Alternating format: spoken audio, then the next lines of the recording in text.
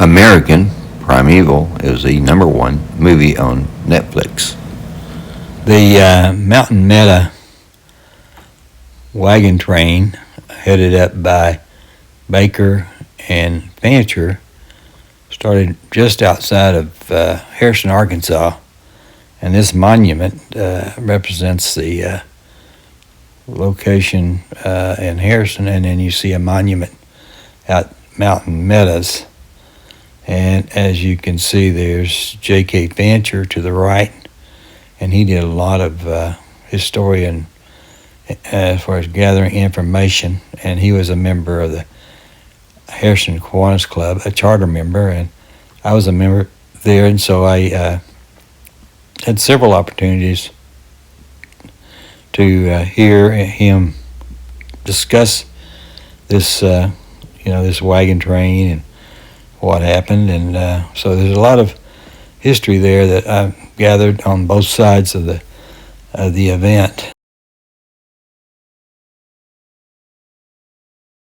This episode of the 1836 podcast shares the story of the Mountain Meadows Massacre. In April of 1857, near Harrison in Boone County, Arkansas, a diverse group of approximately 120 to 150 settlers gathered at Beller's Stand, just south of Harrison, to embark on a journey filled with hope and ambition. This assembly, later known as the Baker Fancher Party, was led by two experienced men, Captains Alexander Fancher and John Twitty Baker. Fancher, from Carroll County, had already made the arduous trek to California twice before, giving him invaluable experience for this leadership role. His co-leader, Captain Baker, was motivated by the lucrative possibility of selling their livestock in California's burgeoning gold rush market, where cattle prices could multiply tenfold. The party was composed of well-known family groups, including the Bakers, Camerons, Dunlaps, Fanchers, Huffs, Jones, Millers, Mitchells, and Tackett's, hailing from counties like Carroll, Marion, Johnson, and Benton in Arkansas. Alongside these families were several single men, adventurers, or workers from the same regions, including Newton County, Arkansas, with surnames like Basham, Beach, Beller, DeShazo, Edwards, and others.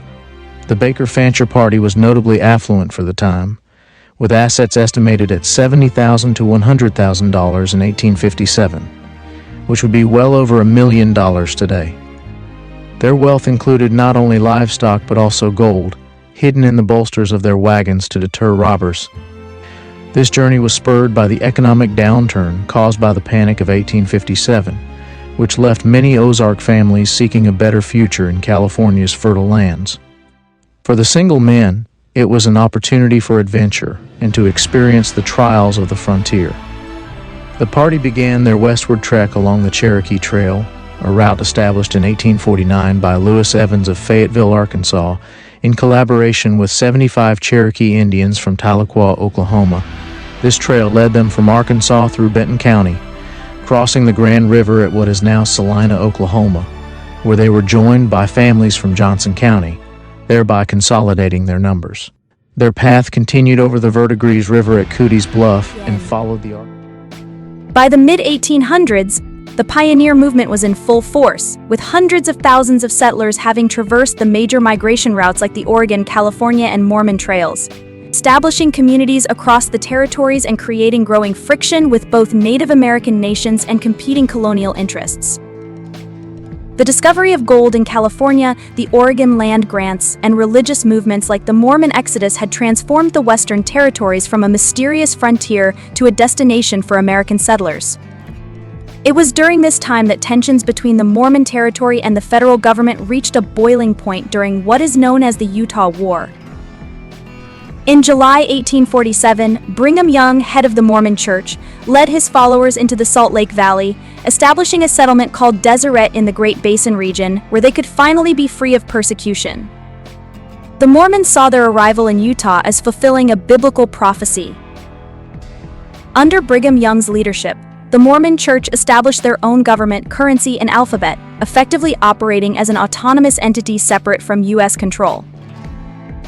In 1857, President James Buchanan, seeing the settlement as an act of Mormon defiance of federal authority and accusations that Brigham Young was establishing a theocratic state with himself at its head. Dispatched a federal army of 2,500 troops to Utah Territory to suppress what he deemed as a Mormon rebellion that needed to be put down. In response, Brigham Young declared martial law. He instructed his followers to stockpile grain, prepare for possible warfare, and implement a scorched earth policy should federal troops advance. The atmosphere among the Mormons was electric with paranoia, fear, and righteous indignation. It was into this powder keg that the Baker Fancher party unwittingly traveled.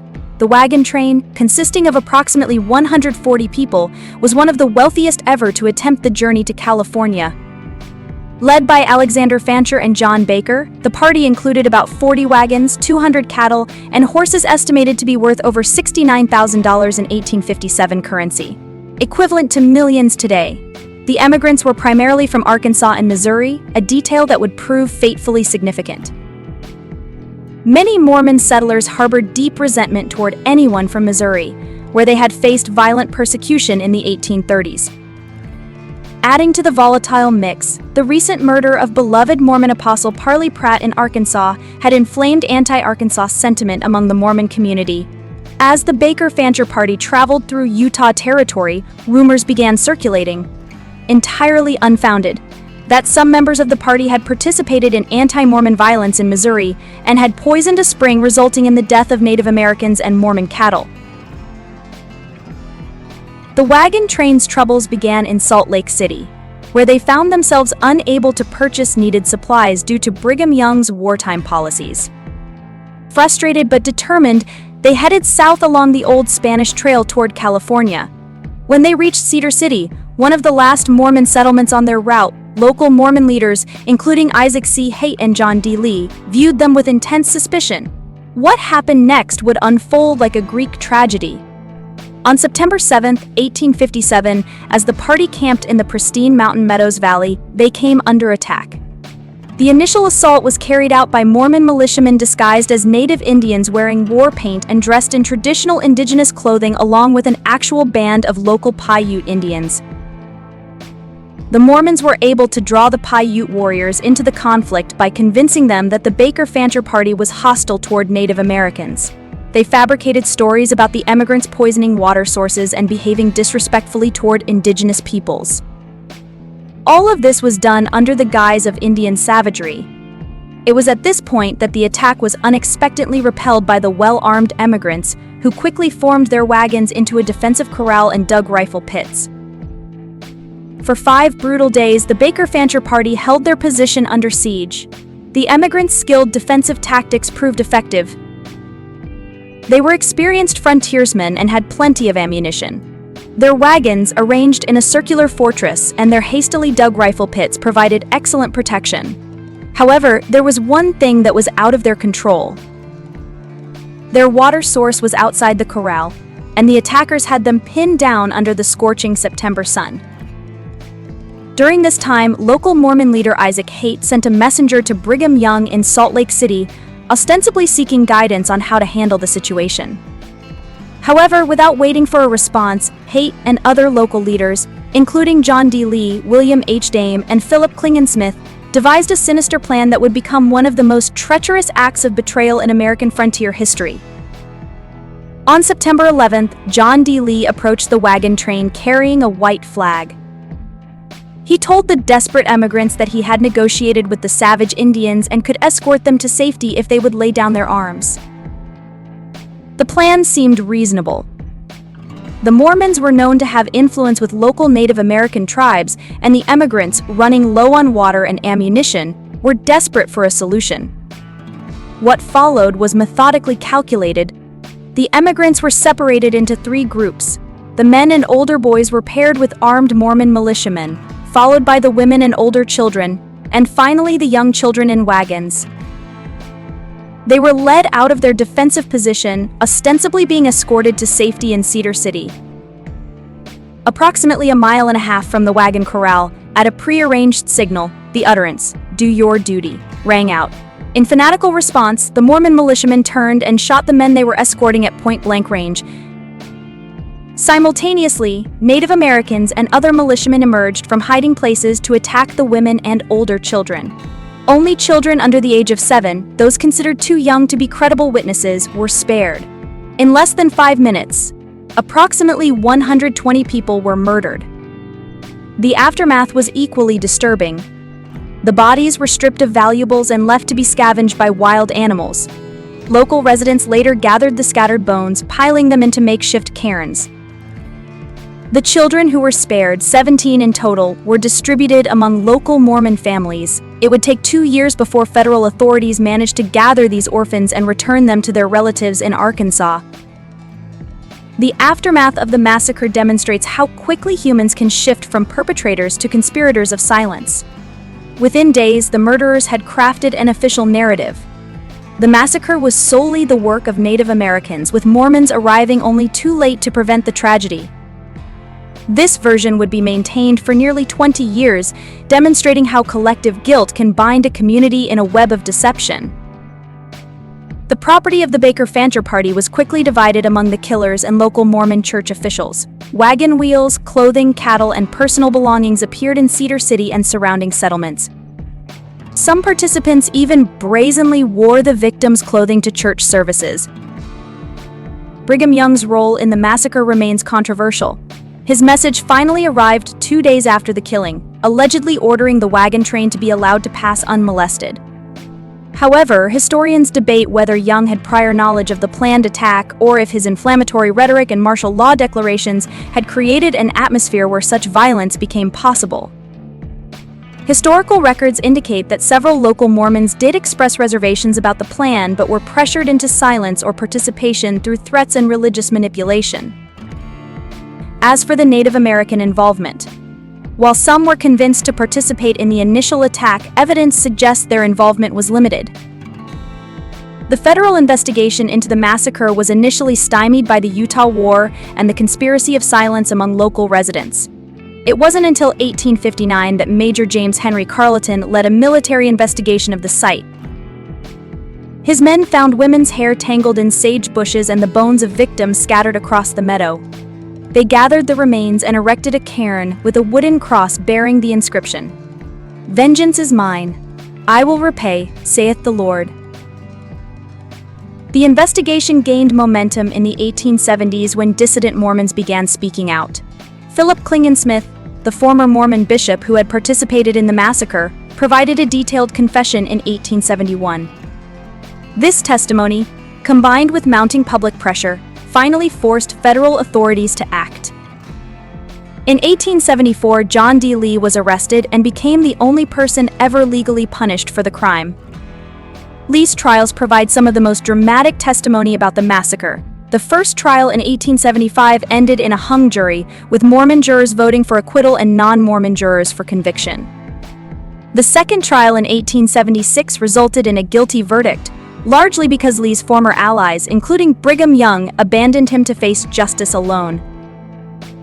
Lee was executed by firing squad at Mountain Meadows on March 23, 1877, at the very site of the massacre he had helped orchestrate 20 years earlier.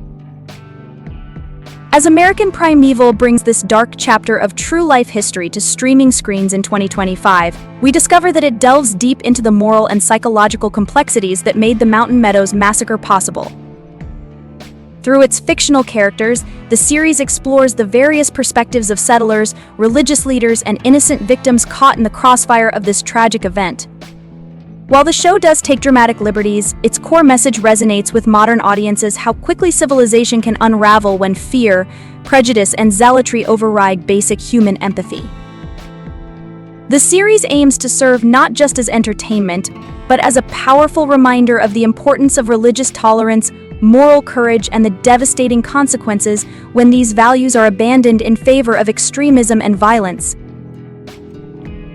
Thank you for watching, and please support the channel by liking, subscribing, and best of all, commenting to let us know what you think of American Primeval. And I'll see you next time.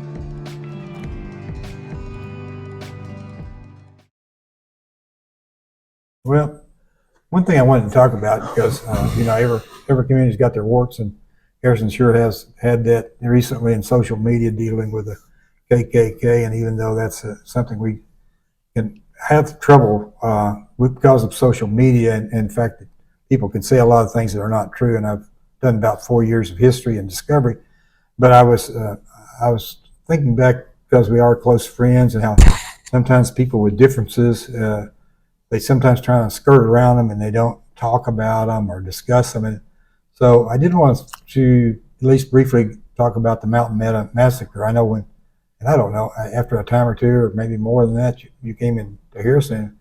I said something about the statue or something. So I just wanted to kind of get your emotion when you went down to the square there and you saw the Mountain Meadow Massacre, and what your thinkings are, just kind of so I can kind of have that out there. So, well, when I was in Harrison, you took me over to that monument.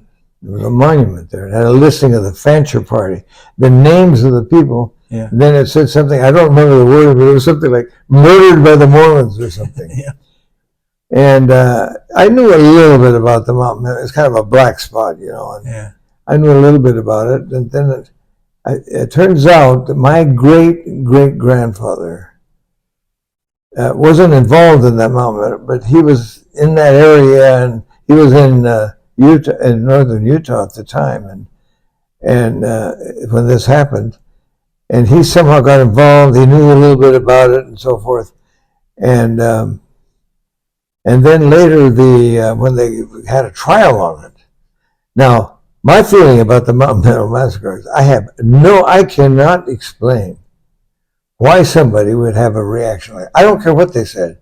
Supposedly one of the party held up a rifle and said, "This is the rifle that killed Joseph Smith," which was an impossibility, at least I think it was. Mm-hmm. But somehow these guys just got so angry. They were so hurt by having to be moved out of Illinois, then moved out of Missouri and forced to come west. They were just very sensitive about it. When some guy said, "This is the guy," they said, "Okay, that's it, man.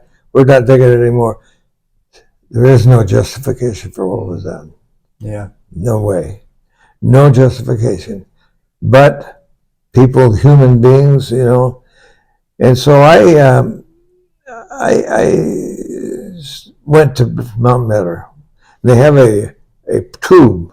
You look through this tube. It's a metal tube, and it says, "There's where it took place." And it was out in this open area, of course. And what happened there is tragic. Mm-hmm. And it's not a proper thing. It's an embarrassment to me personally. And the fact that my great-great-grandfather owned land in that area and somehow got involved. And the guy that took the heat on this thing was John D. Lee. Mm-hmm. And right now I fish a place up on the Colorado River called Lee's Ferry. Excellent fishing for trout there. Mm-hmm. And that's where he had a ferry. But he kind of took the heat. Mm-hmm. And suffered capital punishment for it. Right.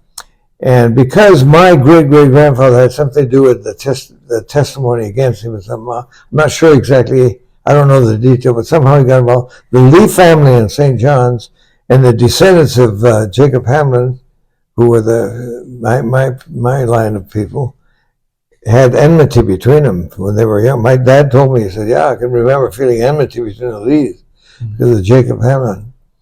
And but later on in college, I got to know Rex Lee, who became president, was the attorney, a big-time attorney in Washington, D.C., then later became dean of the law school at BYU, then president of BYU, right. Tremendous guy. And I made friends with him, and my cousins, we all made friends with him. Everything was forgotten. It's just so long ago, forget about it, No enmity. We don't know exactly why. The Lord will have to judge all that. Yeah, I certainly can't. I don't have enough.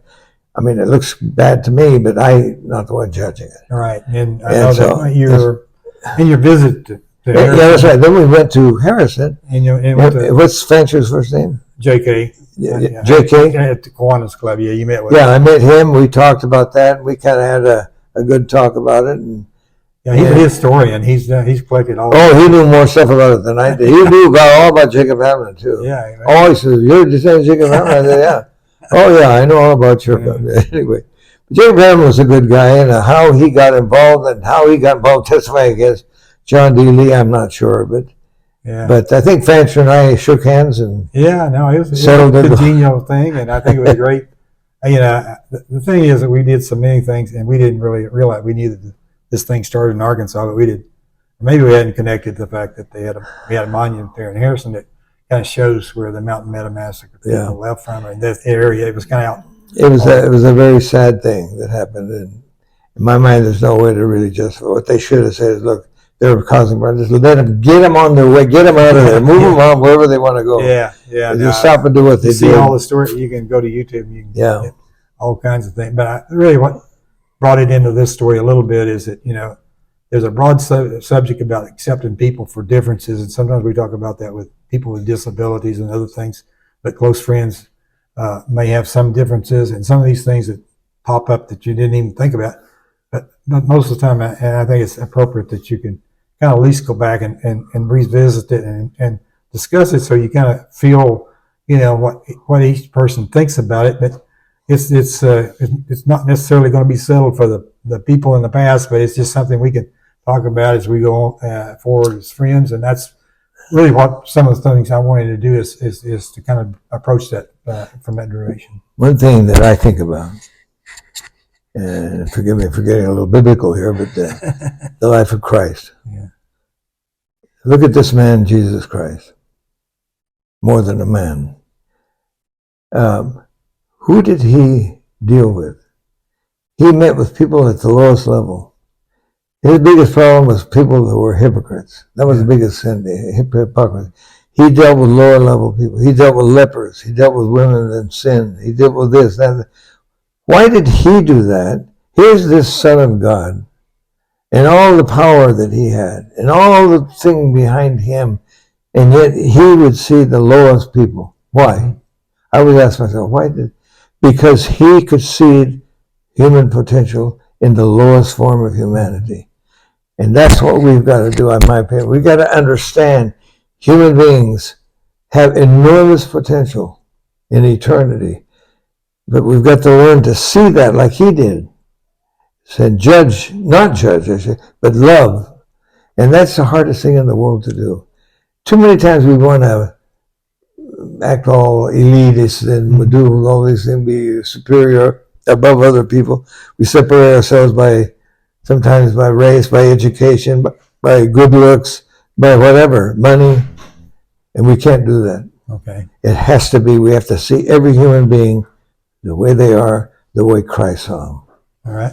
I think that's really some great points, and I wanted to wrap that up at this point, and we're about to do a wrap up. Okay. Well, one of the things that Sid and I guess discussed when we were in Costa Rica, we were traveling the back roads there, and we came across this village, and all these kids were laughing and having fun, and families were doing the same. And I think Sid posed the question is, are they as happy as our kids or grandkids with all the things we have in the USA? And I thought about it a little bit, and I said, yeah, I think they are. And I reflected on the idea of people dealing with their circumstances and growing up in the Ozarks in a rural community. And I've talked about that previously, about Bellefonte, and going to school at Valley Springs. So what we got into there was, I talked a little bit about our kids and grandkids, and then I kind of focused on my daughter, who has orofacial digital syndrome at birth, and it's not to be as serious as Down syndrome as far as mental capacity, but she has developed a lot of good friends, and she's very happy. She's had kidney transplant, knees replaced, and she's dealt with her circumstances. So Sid said after that he thought about it some, and he got back to me a little bit later, and he said, I think you were right there, and I've included that a lot in classes that I taught. Again, being a Mormon, he brought that up as a situation where you deal with your circumstances and finding your happy place, and you'll see if you go through a lot of the different podcasts I've done, how people have found their happy place, and it may be a state of mind or it may be a specific location. I let that open, and it can be a combination, but I just thought I'd bring that in at this point. Well, I think it's been great to relive all these things, and we'll have it out there so you can see it, and we may have it in some other things. So I really appreciate your time coming by. Thank you for everything. We've had such a great memories. I wanted. Let me just say one thing here.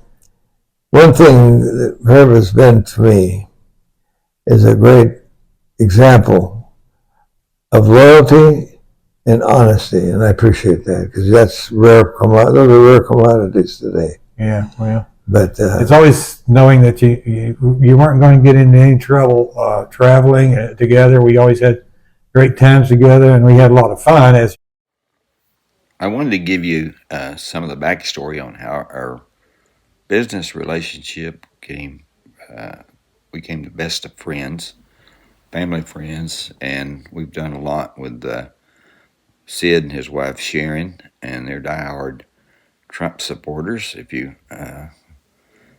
see that difference, I'm not totally a diehard. I can understand the conservative business aspect of that, but I can't understand a lot of the other things that's going on there with Trump. That said, you can see that we traveled to a lot of countries, and we spent time in Venezuela and Chile and Peru and Brazil and Argentina. So I wanted to give you a little taste of that, and then you can go back and watch the Rainmaker podcast to get the full story on that. with I always tell people, I live in Phoenix, Arizona, but my hometown is Buenos Aires. All right. Well, you were mistaken many times as being an Argentine, and of course you're able to go to Brazil and handle that language as well. So no big deal there. But that was the benefit there, being able to be bilingual as well as being Trilingual. Yeah, that's right. When you start talking about the Portuguese, so I think people get confused on that when you start into the difference there, and there's a lot of little differences and things that people can pick up on whether you are fluent in Argentine or if you're into Brazilian, as far as Portuguese. So, but the times I went down there, I know I look back on my passports at least 30 times, and there were a lot of different reasons to go down here and talk to people. And one of the things that I always stayed at the Marriott Plaza, which it bordered on the Florida street, and it was real active there. And you just walk down it; it was closed off to traffic. And then the other was the front, right out to the, there was a plaza there that you could see everything, and wasn't too much of a walk over to the Recoleta, which is the cemetery over there. So we were able to do a lot of things from that location. But one of the things that was kind of an interesting story was the doorman. He was a real popular guy, and he was really one of the best in tango. And when Madonna came down and she was doing the movie Evita, and she had to be trained, I think, more for the Argentine type of tango. But I remember the doorman, and I don't know what your remembers are, but he was really very good. But he was doing so many other things than just being a doorman. He was very popular. So yeah, he was very popular. One time I was walking into that plaza, there was Robert Duvall. He was making a movie there at the same time. Yeah, that. Well, that they if you look up Marriott and look at the plaza and look at the old, you can see everybody that stayed there over the years, whereas astronauts or that was the place to stay. Now they got 2 or 3 other hotels. Yeah. It's a little different world now, but back then at that time when we were doing that, but that was kind of the interesting part there. And I remember one night, and we made some contacts here and had some discussion, but when you have the Argentina, the ambassador, we ate that. Then we took a walk out to that cemetery. You wanted to find Evita's. It's kind of a rainy day, and we were out there traipsing around in the Recoleta, and we went out there, and finally we found her where the Duartes were buried. Yeah, and And in her tomb, it says, "I left as one, I shall return as millions." Yeah. So people are still waiting for her to come back with her millions. She hasn't come back.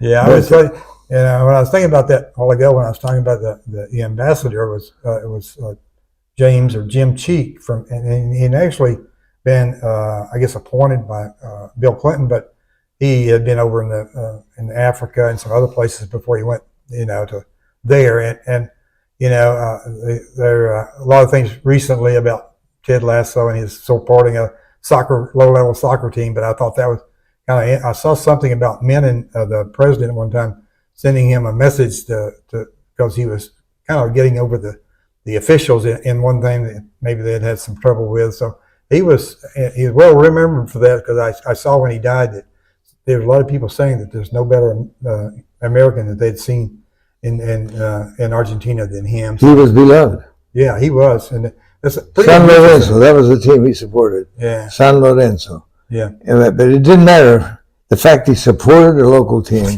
just made him enormously popular. Yeah, he'd go there and he'd stand and they'd cheer and Well, we went down. I know one time we were there and we did go to a soccer match, and it was pretty interesting because they had the chicken wire fence around some of the club rowdies, I guess, and they had a lot of activity going on there. I've always been to the American football, but when you went there, it was kind of a totally different feel. I'll tell you what, in Argentina and Brazil and a lot of those countries, soccer is not a sport. Yeah. It's a religion. Yeah. And you don't leave your religion. To be converted to another, you're an infidel or something, You start out supporting one team and you support them all the rest of your life. Yeah, I was following, the World Cup, and for them to win like they did, I mean, they've had some real exciting matches, and I don't know any time I've been so involved with soccer. Usually not that big a soccer fan, but when the World Cup was going on, I just knew that so many of the people that were my friends down there that were, they just watched every move and everything. So I enjoyed that. And Maradona was a demigod in Argentina. Yeah. Then after he died, he wasn't a real good example as a human being, but he was a tremendous soccer player. Then Messi took over, Lionel Messi. Yeah, now Messi is the demigod. Messi's a good role model for young people. Yeah. Maradona wasn't quite the role model. Yeah. He didn't want to be either, but Messi is just basically a good guy. I think when we were at that match, or that Maradona was there, and I remember the buzz and excitement when somebody like that attends a soccer match like that. So there's a lot of things that you just can't believe goes on when all those things are happening. So I really like Argentina. The place over there with the grapes, I forget the city where all they grow the grapes. Mendoza. Yeah. We went over there and we were working with some people over there. And it was kind of an interesting place because of being a little ways from Buenos Aires, but also a lot of the things they were doing technically. Beautiful little place. Yeah. No, it was great. Nice setting. Yeah, that was very, very nice. So we're going to wrap it up for Argentina, and we'll come back on another one here. Okay. There we go. I want to cover some of the, I guess, wrap up here and some of the places that we went to that maybe we didn't spend as much time. But one of the things I think we saw the world, Herb. Yeah. At least in Latin America, we saw the continent. We saw all over that, and some of the funny places or different places. Was one of them I thought was going to Venezuela and going to Caracas. I recall on that, it was pretty much you got a first class trip there, and on the airline and it was one of those things that when we got there, though, it seemed like we were just visiting a potential client and staying at the hotel because it's pretty, it wasn't safe there. I mean, I think the guy told us that, and he kind of. Let me tell you, the first time I went to Caracas was, I went with, when I still worked for Hewlett-Packard, I went with Bill Hewlett. Yeah. We went to Caracas, then went to Sao Paulo.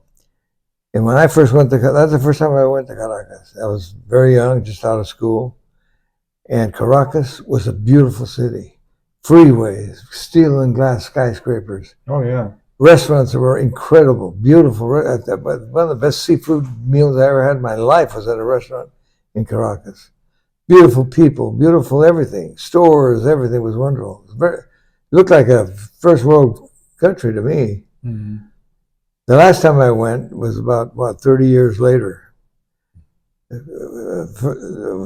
of the last times, Chavez just came into power. Mm-hmm. And things started going downhill. He was kicking people out. He was introducing socialism. And what was once a thriving economy, once it was injected with socialism, it started deteriorating. Then it turned into communism. Then it fell apart. And the last time I was there was after you and I went. I went down there for something. I can't remember what it was. And it was scary. Right.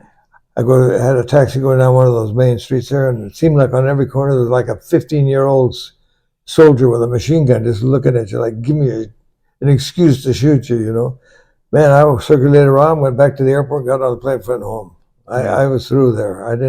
I've been back since. Yeah, no, I've never seen a country deteriorate quite as fast and go from such a high to such a low. Yeah, I think the driver he had a clock or something. Oh, listen, we went to see this guy that you wanted to check the technology or something. And Yeah. they said, okay, we'll go to the airport. He said, don't go with the taxi. My guy will drive you. We said, okay. We got into this car. It was a limousine or some yeah, some kind of a limousine or something. And he pulled out a big, long 45. I've never seen such a big 45, a barrel about that long. Put it under his leg. He was driving like that, and he had that 45 under his leg. And I said, do you think you'll have to use that? And he says, who knows?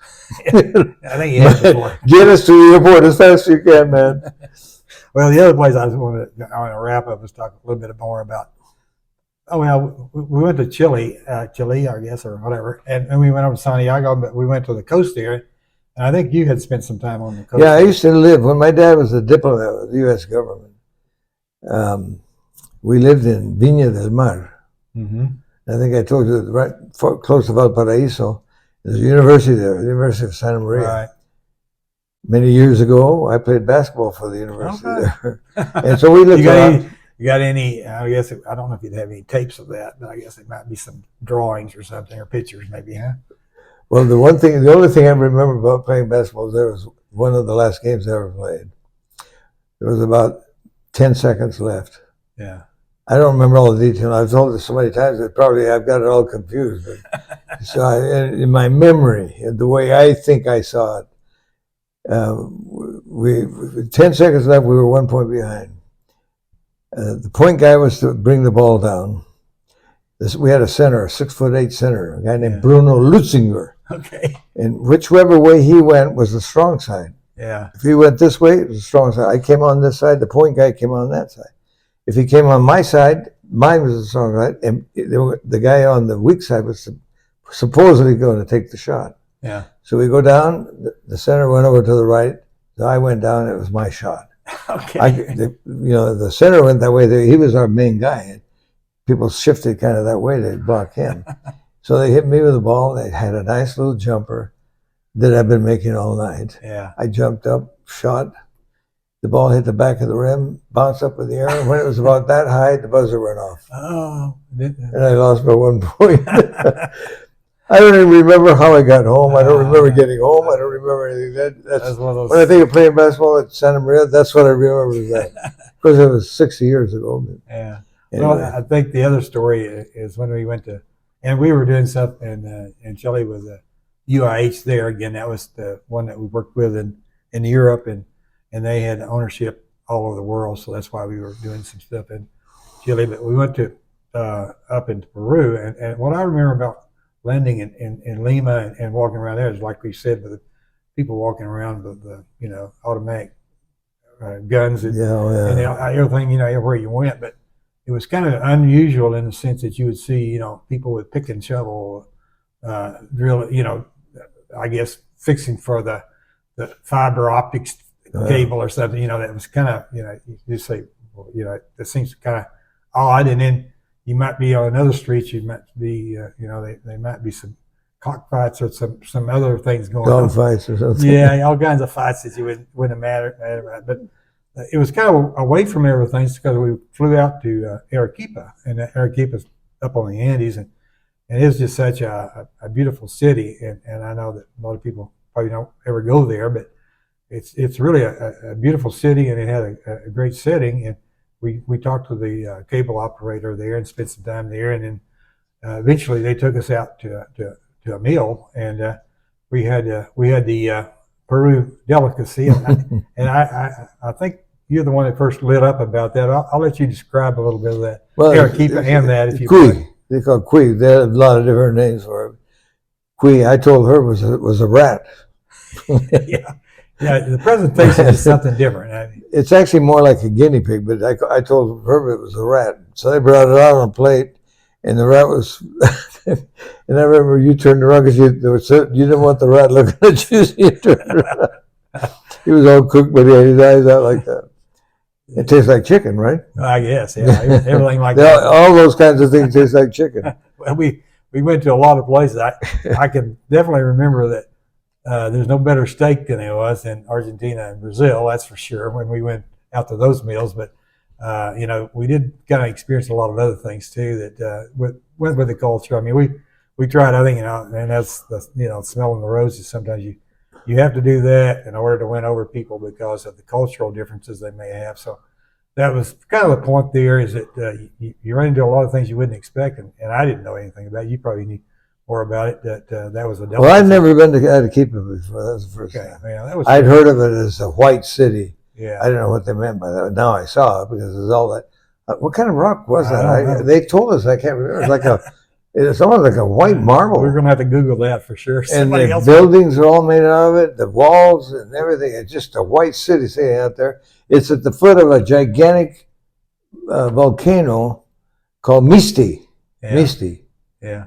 And they claimed if we would have gone around on the backside of that volcano up in the hills, that we could watch the condors fly. All right. But I'd never seen that. It was a beautiful city, unusual city, kind of like a celestial city out there. Like a castle or something. Yeah. Being that way it was. I could imagine back in the old days or something, nobody could have got to the people, getting there to start with. And again, anytime you start thinking about Arequipa, you think about the Andes and the music of the Andes, because you're right up there with it. And so anytime you hear that, it kind of always, as we said before, strikes a certain emotion because of just the sound itself. And so. And the main song is one called El Condor Pasa, the Condor Passes. Yeah. El Condor Pasa. Yeah. And that's a very mystical song. And the music and the wording and the singing and so forth. Simon and Garfunkel did a thing on that. They had some crazy words on it. I know, and that's why the music was it got to be real popular when they had it. And every time I hear that version and hear some of the things we heard there, it's just kind of, it's hard to make the match. But well, the wording of the Simon Garfunkel music is kind of weird. But the music itself, you close your eyes, it just creates a picture in your mind. Like I said earlier, I hear it today and I still get nostalgic and get that weird mystical feeling. Well, I think it's been great to relive all these things, and we'll have it out there so you can see it, and we may have it in some other things. So I really appreciate your time coming by. Thank you for everything. We've had such a great memories. And I wanted. Let me just say one thing here. One thing that Herb has been to me is a great example of loyalty and honesty, and I appreciate that because that's rare. Those are rare commodities today. Yeah, well, but it's always knowing that you weren't going to get into any trouble traveling together. We always had great times together, and we had a lot of fun, as we kind of described. Clean fun. We had good fun. We could talk to our kids about. People can do that traveling, and that's one of the other points is you can do a lot of things and just go out and take the time to kind of look at things. Just like the Evita tomb, her name is Duarte, or the family. It was fun to go out there and traipse around in the rain and find where she had been buried. But I don't know if people hardly understood, the impact there. But we did go see the Evita, the movie, while we were down here at one point. Yeah. People stood up and applauded and what she meant to the country.